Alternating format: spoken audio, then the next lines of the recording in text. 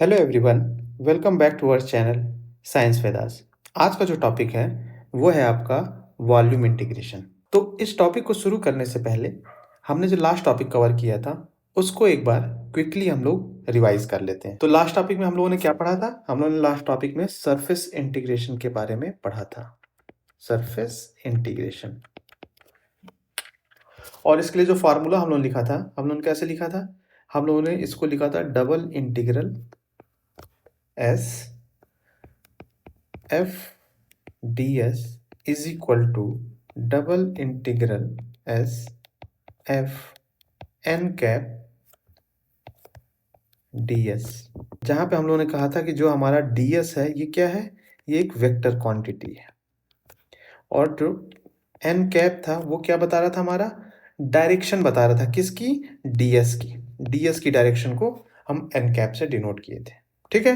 फिर हम लोगों ने एन कैप के बारे में पढ़ा था कि एन कैप जो है it is equal to grade of, यहाँ ग्रेड मीन्स हमने कहा था ग्रेडियंट है, grade of S divided by mod of grade of S. फिर हम लोगों ने ये बताया था कि अगर आपका सरफेस प्रोजेक्शन के बारे में कि 3 टाइप के सरफेस प्रोजेक्शन है, एक्स वाई प्लेन में, वाई जेड प्लेन में और जेड एक्स प्लेन में। Based on the surf type of the projection of the surface plane हम लोगों ने क्या किया था?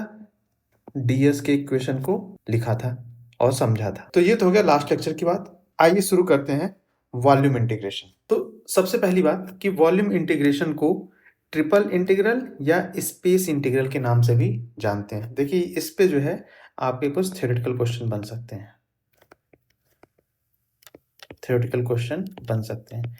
तो कहीं भी मे भी आपसे पूछा जा सकता है कि volume integral is also known as, वहां पे एक ऑप्शन ट्रिपल इंटीग्रल भी दिया जा सकता है या फिर स्पेस दिया जा सकता है, या फिर कभी कभी क्या होता है दो दो नाम दिए होते हैं। तो ट्रिपल इंटीग्रल और स्पेस इंटीग्रल अगर आपको दिया है तो आप तुरंत समझ जाएंगे it is nothing but the volume integration. अब आइए हम बात करते हैं वॉल्यूम इंटीग्रल को कैसे हम लोग डिनोट करते हैं। तो बेसिकली ये ट्रिपल इंटीग्रल हमने ऑलरेडी कह दिया, इस पर 3 टाइप्स के 3 इंटीग्रल साइन होंगे।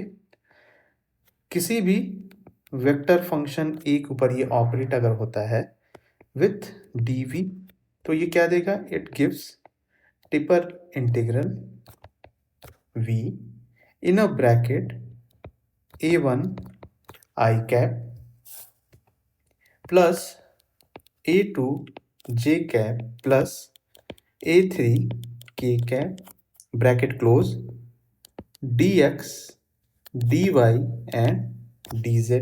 ऐसे लिख सकते हैं, या फिर कहीं कहीं कुछ लोगों ने इसको ऐसे भी लिखा है। तो ये आपके लिए मैं लिख दे रहा हूँ ताकि सपोज अगर आपके ऑब्जेक्टिव क्वेश्चन में ये फॉर्मूला आए तो आप कंफ्यूज ना हो।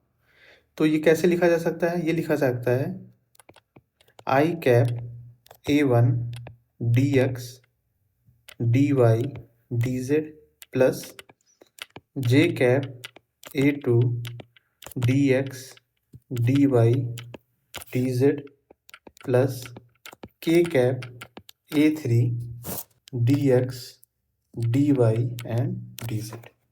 ये भी एक फॉर्म है आपके वॉल्यूम इंटीग्रल का। देखिए ये टॉपिक काफ़ी छोटा था, बेसिकली इसकी थ्योरी इतनी ही है। इस पे बेस्ड न्यूमेरिकल आपके आएंगे, हम आगे चल के उस वीडियोस को भी अपलोड करेंगे, तो आप हमारे न्यूमेरिकल वाले वीडियो को भी जरूर देखिएगा। अभी के लिए बस इतना ही। Thank you very much for watching our videos. Please like share and subscribe to our channel. Thank you and bye.